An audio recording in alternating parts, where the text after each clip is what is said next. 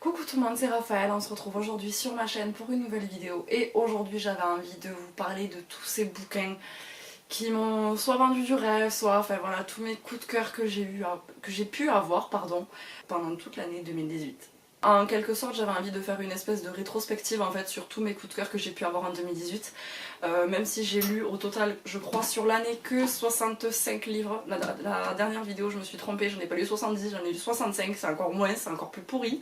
Je me suis dit que ça serait sympa de vous les partager vraiment dans cette vidéo qui les regroupe tous. Du coup, le premier coup de cœur que j'ai eu cette année, c'est pour les carnets de cerises. Donc là, je crois, j'ai le tome 3 et le tome 2. J'ai lu les 4 premiers tomes. J'ai eu des coups de cœur pour les 3 premiers. Vraiment, mais vraiment, les 3 premiers. C'est de Joris Chamblain et Aurélie Néré aux éditions Soleil dans la collection Métamorphose.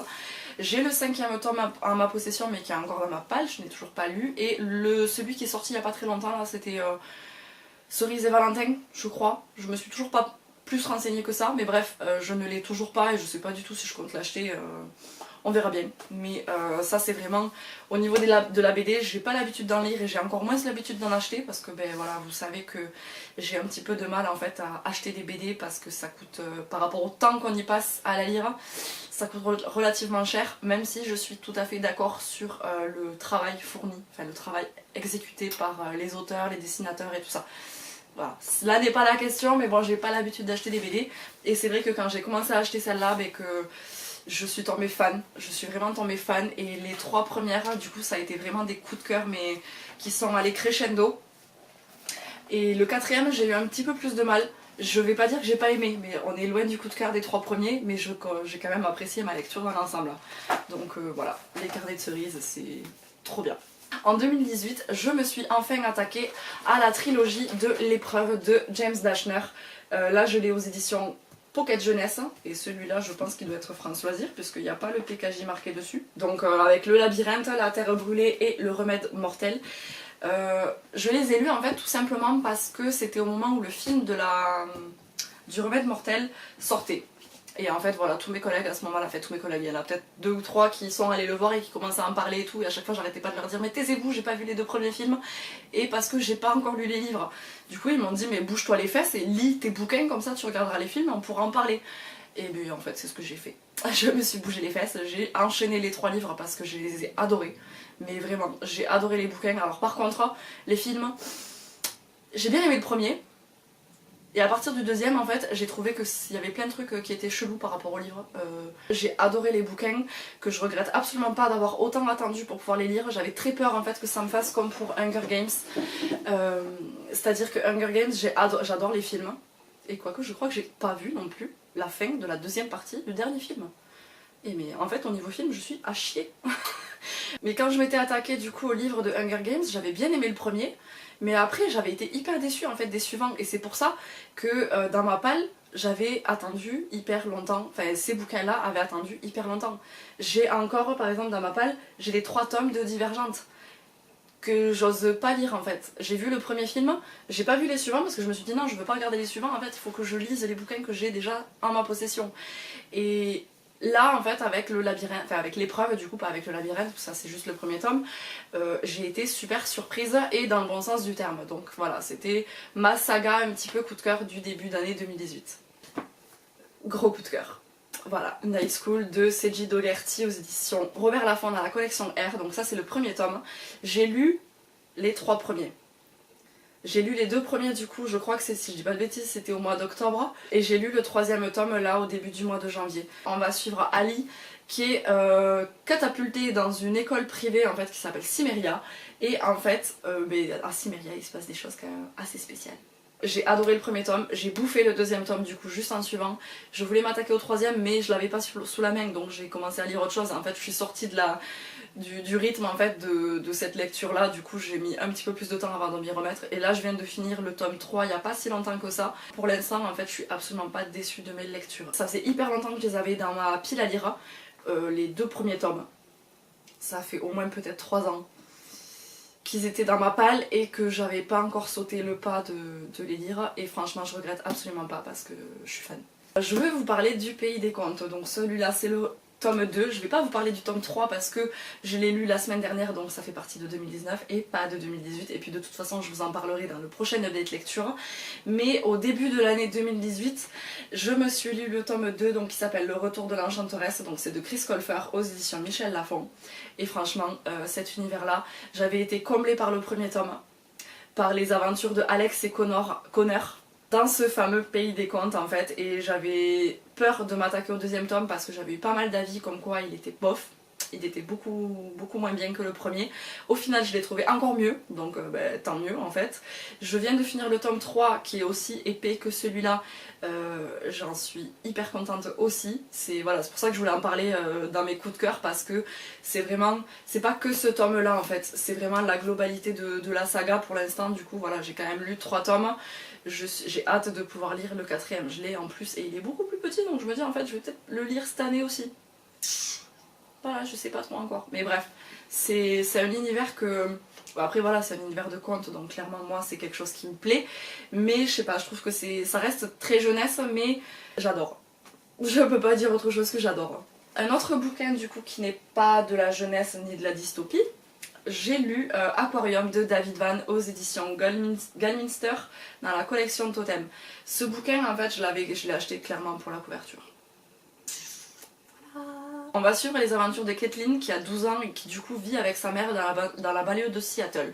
Caitlin c'est une enfant qui est très solitaire, qui n'a pas d'amis, et en fait son seul plaisir de la journée c'est de se rendre à l'aquarium après l'école. Et en fait à ce moment-là, elle rencontre du coup un vieux monsieur et voilà, il s'en découle des secrets, des histoires et tout ça. Et en fait, en lisant le bouquin, en achetant le livre, je m'étais dit bon je vois à peu près le genre d'histoire que ça va être. Et au fur et à mesure que je passais les pages, j'étais là mais what? Sérieux? Il se passe ça dedans? Et en fait j'ai été mais... Sur le coup, on m'avait prévenu, je sais plus du tout sur quel compte j'étais allée, qui m'avait dit en fait qu'à un moment donné il se passait des trucs et que ça s'attendait pas du tout à ça, et en fait j'ai eu la même impression, enfin j'ai eu le même ressenti, mais en fait au final j'en suis ressortie mais hyper contente de cette lecture, parce que par moments je me disais waouh, franchement je sais que la mère de Caitlin, par moments je me disais mais celle-là en fait elle vaut rien quoi, enfin elle vaut rien. Dans mes souvenirs voilà, c'est ce que je m'en rappelle aujourd'hui. Mais en fait au final quand j'ai refermé ce bouquin j'étais là purée, mais en fait il était vraiment trop bien. Parce qu'en plus voilà j'ai été surprise parce que je m'attendais pas à ça, alors que pour une fois j'avais lu le résumé. Je sais pas, je m'étais mis dans la tête en fait que ça allait être une histoire un peu d'un certain genre. Je vais pas le dire parce que du coup vous allez vous dire ben en fait du coup il se passe pas ça. Vous avez compris. Mais du coup... ça a été surprise en surprise et au final j'en ressors hyper contente de cette lecture. J'ai adoré Le Bruit du silence de Léa Wayazemski aux éditions Michel Lafon. Celui-là je l'avais lu dans le cadre d'un week-end d'amis là. Et je vous avais dit en fait que son premier livre, donc c'est Le Vieux qui déjeunait seul, ça avait été un coup de cœur pour moi et que j'attendais beaucoup de ce livre-là. Alors je préfère Le Vieux qui déjeunait seul. Je me suis dit waouh, encore un coup de cœur quoi. Il est tout court, il est tout petit, il fait, il fait 200 pages, mais bon après voilà, c'est écrit extrêmement gros à l'intérieur. On va suivre l'histoire de Laure, je me rappelais plus du tout comment elle s'appelait, Laure en fait qui rend visite à son père lors d'une tempête de neige. Enfin il neige mais au moment où elle veut repartir il y a une tempête qui se déclenche et du coup en fait elle se retrouve bloquée, elle fait marche arrière et revient pour rester avec son père et en fait on est dans une situation de huis clos familial entre le père et la fille. Il y a d'autres personnages qui viennent se greffer du coup à l'histoire, mais c'est une histoire de secret, de mystère, de non-dit. J'ai été hyper touchée par les personnages et j'ai adoré encore une fois du coup cette histoire pondue par Léa Wayazemski. J'aime beaucoup sa plume en plus, donc voilà, c'est tout bénef quoi. Un autre bouquin du coup que j'ai vraiment adoré lire cet été, c'est Il est grand temps de rallumer les étoiles de Virginie Grimaldi aux éditions Fayard. Ce bouquin c'est ma meilleure amie, enfin une de mes meilleures amies qui me l'a offert du coup pour mon anniversaire quand je suis montée à Paris pour la convention Game of Thrones, là où j'ai fait cette photo là d'ailleurs, celle qui se trouve juste là avec les acteurs, avec Jorah et Missandei. Je suis repartie de Paris du coup avec ce bouquin et avec un autre, et celui-ci en fait je l'ai lu juste après mon retour de Paris, quand il me restait encore quelques jours de congé. C'est de l'histoire de Anna et de ses deux filles Chloé et Lily, donc Chloé 17 ans et Lily 12 ans. À un moment donné, la maman pète un câble, se rend compte que sa vie en gros c'est de la merde, et ce qu'elle fait c'est qu'elle prend le camping-car du coup de son père ou de son beau-père, je sais plus, bref elle prend le camping-car familial, embarque ses filles avec elle pour faire un road trip en Scandinavie. Voilà. Et en fait c'est la première fois que je lisais un bouquin de Virginie Grimaldi. Je savais très bien que c'est le genre d'auteur en fait qui se lit facilement. Je me suis beaucoup attachée au personnage, que ce soit la maman ou les deux gamines. J'ai trouvé ça hyper touchant. Voilà, parce qu'elles essayent de se rapprocher, elles apprennent à se connaître, alors que bon, c'est quand même une famille, c'est la famille proche quoi, c'est tes enfants et c'est ta mère, hein. Mais elles se découvrent les unes les autres, et j'ai adoré faire ce petit road trip du coup en Scandinavie avec elles, et du coup j'ai découvert la plume de Virginie Grimaldi, qui est très très agréable à lire. Je vais vous parler maintenant de Scarlett de Marissa Meyer. C'est exactement comme pour Le Pays des Contes, c'est-à-dire que j'ai terminé Cress la semaine dernière aussi, parce que je suis en train de lire les deux en fait. Donc Cress qui est le tome 3 des Chroniques Lunaires, donc là c'est aux éditions Pocket Jeunesse. Et Scarlett en fait, je crois que si je dis pas de bêtises, je l'ai lu en tout début d'année, l'année dernière, du coup à peu près à la même période en fait. J'ai lu ce tome là, donc là je vais faire un avis global aussi par rapport, comme pour Le Pays des Contes. C'est une histoire du coup de contes, enfin c'est de la réécriture de contes de fées. J'ai commencé du coup à lire Cinder du coup il y a 2 ans. J'avais adoré du coup l'univers, vraiment le côté vraiment, comment dire, un peu science-fiction, réécriture de contes et tout ça. Et en fait j'avais lu le tome 2 mais je me disais, j'avais beaucoup aimé le tome 1 mais c'était pas un coup de cœur. J'ai beaucoup plus apprécié le tome 2 que le tome 1 parce qu'on était vraiment dans l'histoire. On commençait à suivre Starlet, oui bien sûr. On commençait à suivre Scarlett qui était un nouveau personnage en fait par rapport à Cinder. Au fur et à mesure de l'histoire, je m'étais dit mais est-ce que c'est une autre histoire ou est-ce que ça se rejoint à un moment donné? Et étant donné que ça se rejoint, on retrouve Cinder, on retrouve tout ça, j'avais encore plus apprécié ma lecture. Et là je viens de terminer le tome 3, donc Cress, et franchement c'est là. Voilà, Cinder il était là, Scarlett il est là, Cress il est là. Donc j'ai pas encore le tome 4, donc Winter dans ma palle, mais dès que je le trouve, je le prends et je le lis.